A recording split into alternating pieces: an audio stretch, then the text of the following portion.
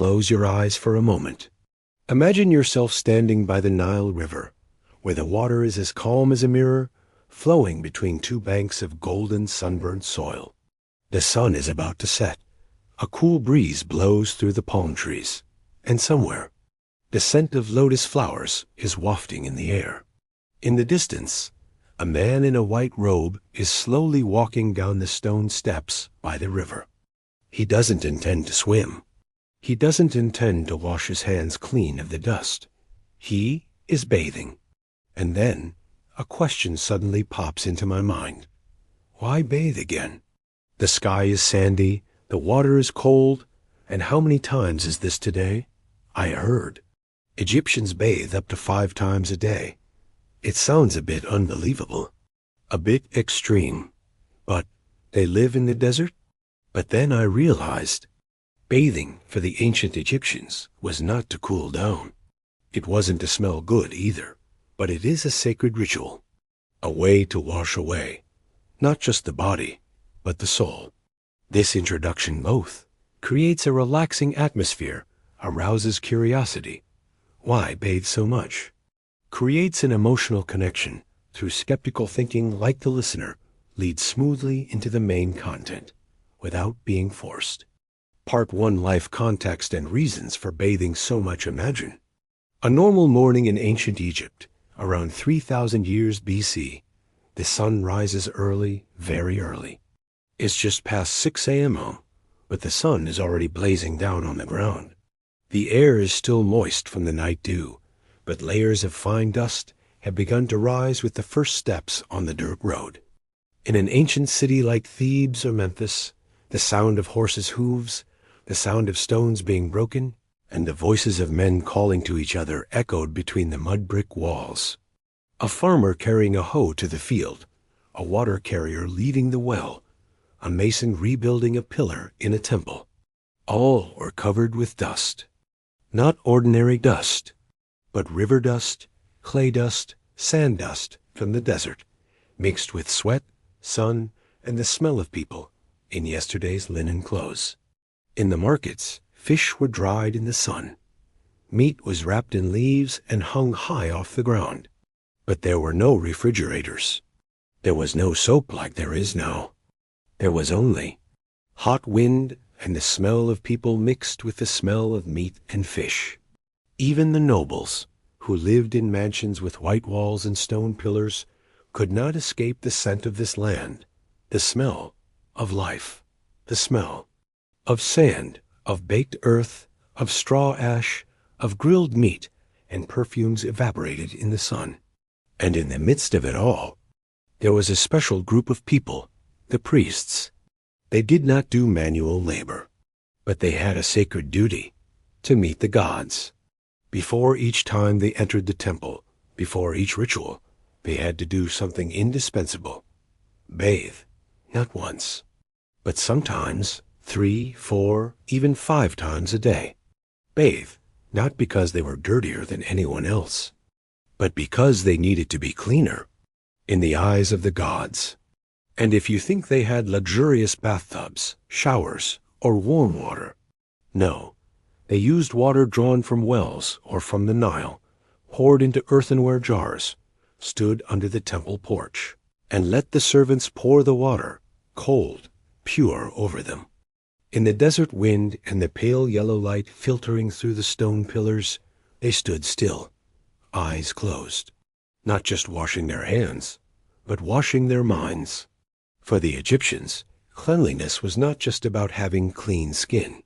It was about being able to enter the sacred with a body that was bright and a soul that was odorless. Part 2: Bathing to cleanse the soul. Ritual to meet the gods. You may have thought bathing is a private matter, a need, or at most a habit. But in the ancient Egyptian world, bathing was a ritual, an act sacred, solemn, repeated like a prayer. The priests who served in the temples of Amun, Thoth, or Ra had to bathe before each offering. If there were 3 rituals in a day, they bathed 3 times. If there were 5 prayers in a day, they bathed 5 times. No one reminded them. No one forced them.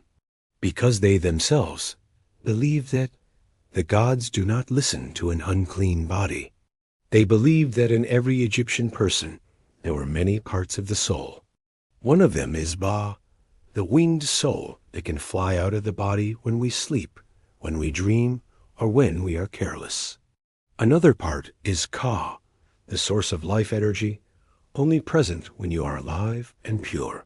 And if the body is covered with dust, if there is still the smell of flesh, if there is still sweat after a day, in the sun, then the soul will not be at peace, not stable, cannot connect with more sacred things.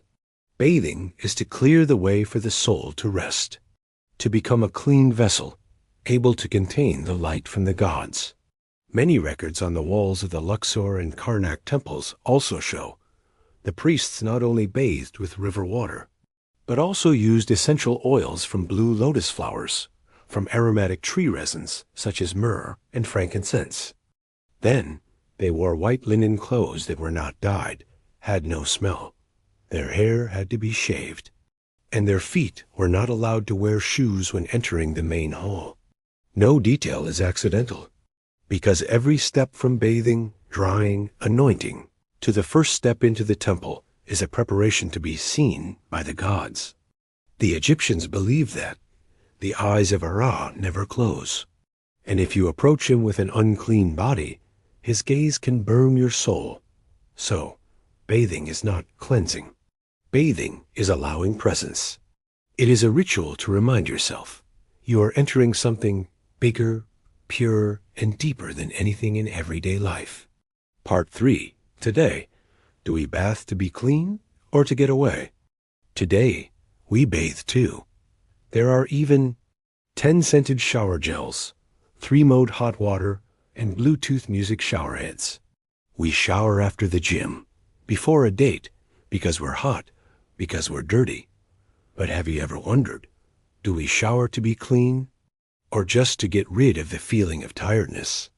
The ancients showered with cold water by the river, under the moonlight or the sunlight. No essential oils, no mineral salts. Just the belief that if we are not clean, we are not worthy of having our souls at peace. And we can spray perfume all day, but still feel dirty inside. Soak in the hotel bathtub, but still can't sleep. Because maybe we have forgotten that showering is an opportunity to slow down, a very short moment in the day, to return to ourselves. The Egyptians didn't think they had to shower. They showered because they wanted to be worthy, because they wanted to step out of the water, lighter, both physically and mentally.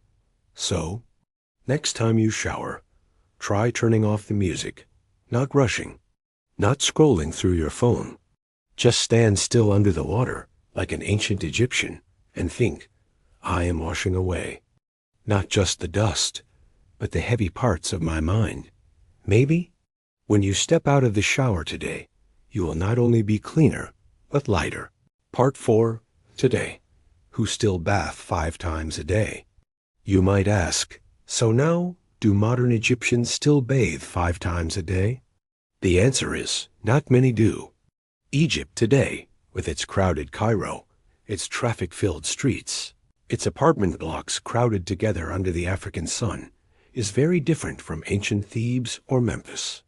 People here still maintain many traditions, but the habit of bathing 5 times a day, as practiced by ancient priests, is no longer. Today, Egyptians bathe like everyone else in the world, 1 to 2 times a day, depending on the weather, depending on the work. But the interesting thing is, the traces of ritual purification are still there, no longer present through bathing water, but through religion, Islam, with the steps of washing hands, washing face, washing feet, before each prayer 5 times a day. The ancients bathed to meet the gods. The moderns still wash themselves before speaking to God, although the way of doing things has changed. The deep notion of being worthy of presence is still there. And so, although thousands of years have passed, one thing remains. Humans, from ancient to modern, always seek to wash away the dust of the world before entering something more sacred than themselves. Conclusion. Gently closing, like a last breath of the day, imagine the Nile.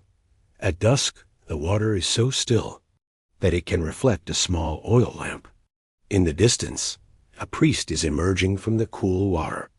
His dark, wet linen shirt clings to his body. His shaved head glistens in the late afternoon sun.